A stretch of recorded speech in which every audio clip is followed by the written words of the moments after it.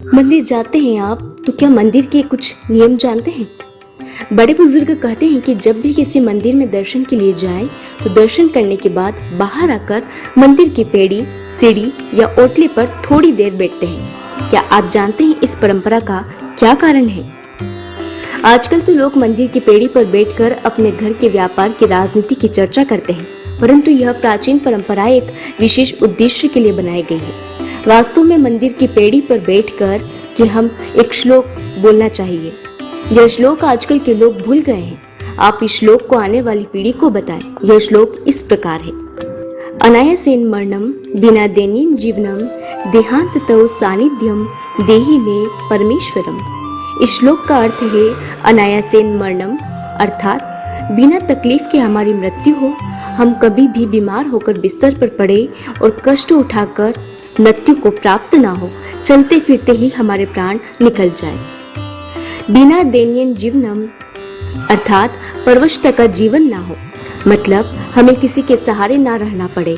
जैसे कि लकवा हो जाने पर व्यक्ति दूसरे पर आश्रित हो जाता है, जिससे परवश या बेबस ना हो। ठाकुर जी की कृपा से बिना भीख के ही जीवन बसर हो सके।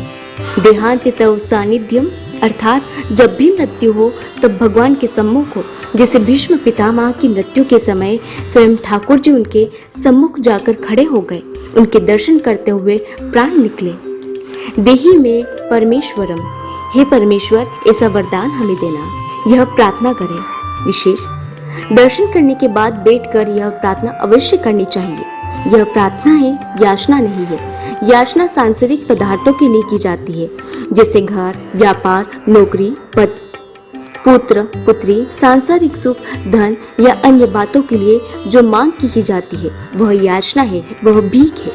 हम प्रार्थना करते हैं। प्रार्थना का विशेष अर्थ होता है अर्थात विशिष्ट, श्रेष्ठ। अर्थना अर्थात निवेदन। ठाकुर जी से प्रार्थना करें और प्रार्थना क्या करना है, यह श्लोक बोलना है। जब हम मंदिर में दर्शन करने जाते हैं तो खुली आंखों से भगवान को देखना चाहिए, निहारना चाहिए, उनके दर्शन करना चाहिए। कुछ लोग वहां आंखें बंद करके खड़े रहते हैं। आंखें बंद क्यों करना? हम तो दर्शन करने आए हैं। भगवान के स्वरूप का, श्री चरणों का, मुखारविंद का, श्रृंगार का संपूर्ण आनंद ले।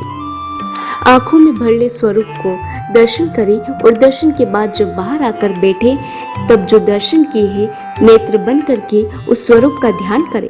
मंदिर में नेत्र नहीं बंद करना चाहिए।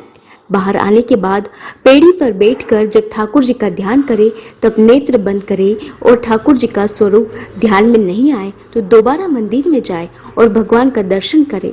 नेत्रों को बंद करने के पश्चात उपरोक्त श्लोक का भी पाठ करें।